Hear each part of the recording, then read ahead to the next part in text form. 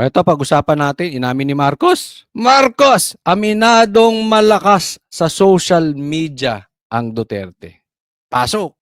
Mismong si Pangulong Ferdinand R. Marcos Jr. ang nagpaalala sa publiko na mag-ingat sa paglaganap ng fake news ngayong panahon ng halalan. Yan ang ulat ni Clazel Pordilla. Kakambal na raw ng kampanya ang mga intriga at batuhan ng putik. Sabi niya, kakambal na daw ng kampanya ang intriga at batuhan ng putik. Marcos, sa kampanya, sino unang bumato ng putik? Fake news talaga to si Marcos. Until now, isipin mo, sinugod mo ang sinugod ng KOJC ang daming armado. Anong sabi mo? Ni isang pulis walang dalang armas. Ganong kaka-fake news. Televised yan, ang daming naka-live na vloggers, even mainstream media nila live yan, binidyo yan, worldwide na panood yan, and yet tinatanggi mo may armas na pumasok. Isipin ninyo, kung walang nakakita, walang nakapag-vlog, or walang nakapag-live nung sa KOJC, or sa ibang bagay, mas lalo nang magsisinungaling at magfi-fake news si Marcos. Yung lantarang ang napanood buong mundo, even yung mga kakampi nilang mainstream media na pipicturan, na bibidyo na may baril sa loob, pinifake news pa tayo ni Marcos. All the more kung wala. Kaya ako napapatanong, ano pa kaya ang mga fake news ni Marcos na hindi lang natin alam, na hindi lang naladlad, na nakatago? Kung ito nga lang ladlaran, pinifake news pa tayo ni Marcos. Ganyan po katindi si Marcos. And tingnan ninyo, ni even apologizing na nagkamali siya, wala siyang sinabi. Ni hindi niya binago yung statement niya. Ganyan po katindi si Marcos. Tapos, eto sila magsasabi ng about fake news. Eto sila maglilinis-linisan. Alam mo, nako-compare ko itong mga ito. Yung mga Pariseo nung panahon ng Bible times, nung panahon na nagpako sa Diyos. Sino? Itong mga linis-linisan na ito. Sila yun, di ba? Sila pa ang mag-aano ng fake news ngayon. Na ayon kay Pangulong Ferdinand R. Marcos Jr., Fake news. Kaliwat kanan na rin yan. Kaya dapat maingat. Ikaw nga, fake news eh. Hindi mo pa nga sinasagot eh. Diba? Ang kapal ng mukha na itong si Mark. Ang kapal. Kaipokritohan. Grabe. Ang tindi nito. Yung mga mamamayan. inihalimbawa sa vlog ng Pangulo ang fake news na magdideklara umano ng martial law ang presidente. Bagay na una ng pinasinungalingan Bakbak na naman kay Marcos. Di ba? Ay, kay Marcos, kay PRRT na naman ang balik. ng Malacanang at tinawag ni Executive Secretary Lucas Bersamin na imbento at panibagong budol mula sa taong factory ng fake news. Babala Ang sabihin mo, Marcos, eto gusto naming marinig. Sabihin mo sa madlang people, sa taong bayan, sa buong Pilipino, you will never, ever declare martial law. Yaan ang sagot kay PRRD. Yaan ang gusto niyang pasabi sa'yo. Hindi mo dinideclare, sinasabi mo lang fake news. Alam nyo po, sa media, ang pinakamadaling denial sa kapalpakan mo, alam to ng mga journalist, madali at epektibo para mapagtakpan mo ang isa mong maling ginawa, sabihin mo lang fake news. Wala. You don't need to explain. Basta sabihin mo lang, tatakan mo lang ng fake news. Hindi mo kailangang maglabas ng ebidensya. Basta tawagin mo siyang fake news. Ulit-ulitin nyo lang fake news, fake news, fake news, fake news. Di ba? Halimbawa, yung bangag siya. Sasabihin nila fake news. Bakit? Ayaw magpa-drug test. Sasabihin nila, hindi totoo na magde-declare siya ng martial law. Fake news. Bakit? Ayaw niyang ilahad with conviction. I promise the Filipino people, I will not declare martial law. Bakit? Nasa isip din nito yun. In the future, kung talaga magkahagipitan, like father, like son, gagawin din niya yun. Anong sabi niya? Hindi papasok ang EDCA? Pinapasok niya, di ba? So, look who's talking about fake news. Pero ito ang matinding kwento nito. Ito ang end goal. Ito yung malawakan nilang plano. Okay? Remember this, nagsimula yan, sinubukan na trabahuhin ng kamera ang mga vloggers. Gusto silang tatakan.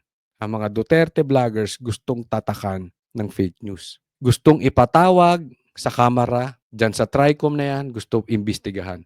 Gustong harasin. Gusto nilang ipatigil talaga ang mga vloggers. Why? They already controlled most of the mainstream media. Iilan lang kasi yan eh. Madaling kontrolin yun Paligo ka lang ng pera.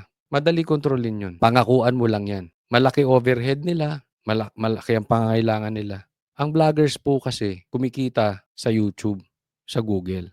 Hindi nila kailangan ng mga politiko. The politicians need the vloggers, not the other way around. The vloggers don't need the politicians. Kaya hindi nila makontrol.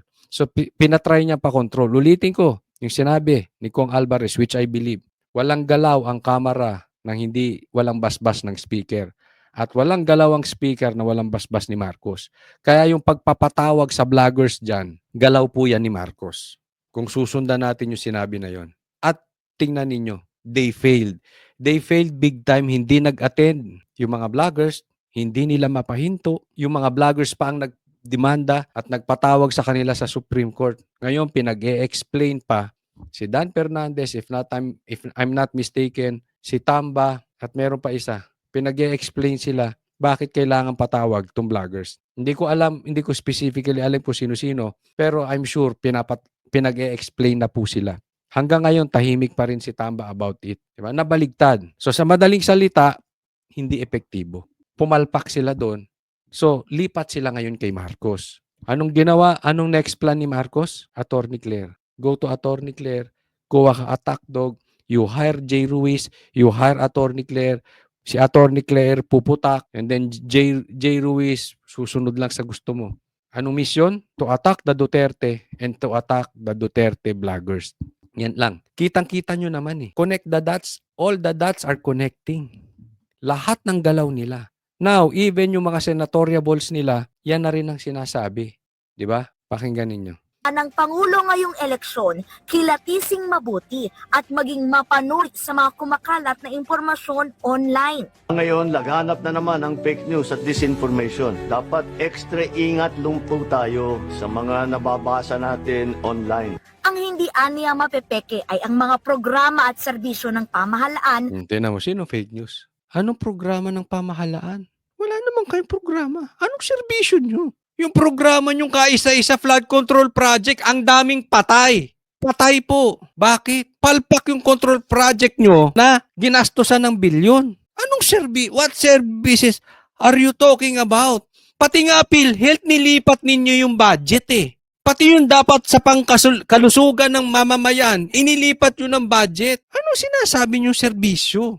Ang tagal mong naupong DA secretary, hindi mo napababa ang presyo ng bigas. Asa na yung 20 pesos? Asa ng serbisyo nyo? Asa na yung sinasabi nyong pabahay? May naitayo ba kayong ospital? May naitayo ba kayong infrastructure? Ano serbisyo nyo? Sige nga, paki-explain sa taong bayan. Bakit gutom ang taong bayan? Bakit mataas ang presyo ng bilihin? Paki-explain sa taong bayan anong napakinabangan nila sa inyo. Ayuda? Pera ng taong bayan yan. Para sa taong bayan. Ang katotohanan ay kampanya man o hindi, ang fake news ay laging nandyan. Kampanya man o hindi, walang pipigil sa pagseserbisyo ng ating pamahalaan. Lalo pang patitibayin ang nasimulan. Lalo pang paigtingin ang pagpapaganda. Ang Presidential Communications Office pinag-aaralan ang pagbuo ng social media regulatory body para pigilan ang fake news. Sobra na eh. Walang nagre-regulate. Wala kang Movie, television, Regulatory Commission of MTRCB, di ba? Sa movies, may nagre-regulate. Radio, may nagre-regulate. TV, nagre-regulate. Eh bakit natin pinapabayaan na puro fake news yung lumalabas sa online attack natin? dog. Siguro panahon na tayo naman. Ano, di ba? Gaano kababa itong mga ito? May ginawa kayong sekretary. Dahil nag-fail ang kamera habulin ng vloggers. Kayo naman. Ay magkaroon ng regulation or Are you at least proud? kung hindi regulation, ipaalam sa mga vloggers, sa social media users na kayo po. Ito tanong ko sa inyo, J. Ruiz at Attorney Claire. What if yung amo nyo fake news? Sasabihin nyo ba sa taong bayan? O magpapaka-ipokrito kayo na kunwari hindi fake news yung amo ninyo at yung mga vloggers lang ang fake news? Paano kung magsabi kami dito ng maling sinabi ng boss nyo? You will admit it? Of course hindi.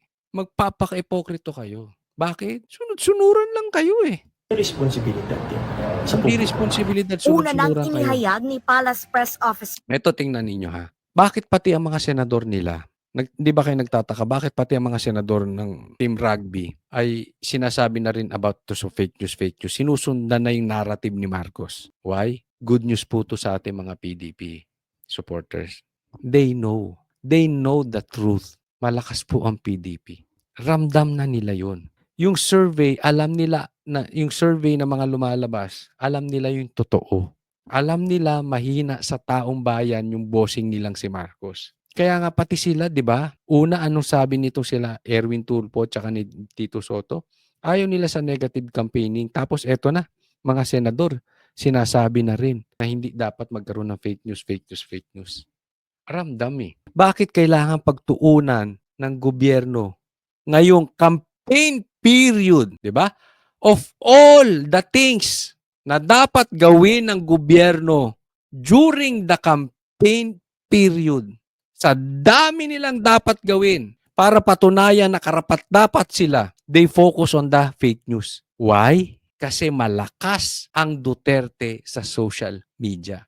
And they know it. And they are losing the battle. Alam nila. Kaya that is good news for us. Talagang malakas. Kasi, alimbawa, si BP Sara ba, papansinin nila kung mahina. Kaya nila inaatake si BP Sara. It's because siya talaga ang dapat talunin ng mga Marcos sa 2028. Yung ibang mga mga politiko, ba't di nila pinag-iinitan? Bakit?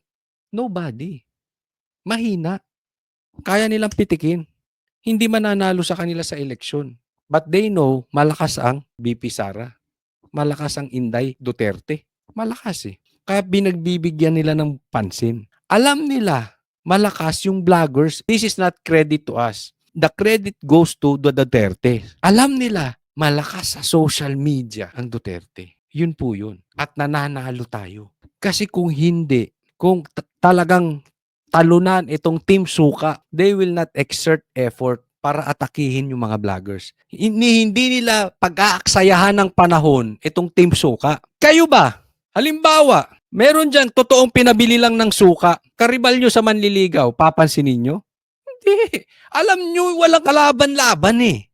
Di ba? Bakit mo pagtutuunan ng pansin? Sayang sa oras. May ka-competition ka sa negosyo mo. Alam mo walang kalaban-laban, papansinin mo? Sayang sa oras, I will just focus on my business. Di ba? Kaya pinapansin ang vloggers. It's because we are winning. PDP senatoriables are winning. Congratulations. Kaya kapit lang. Huwag kayo maniniwala sa survey nila. Gusto nyo malaman kung malakas at nananalo tayo. Look at how President Marcos will react to everything that Duterte will do. Andyan po ang bottom line.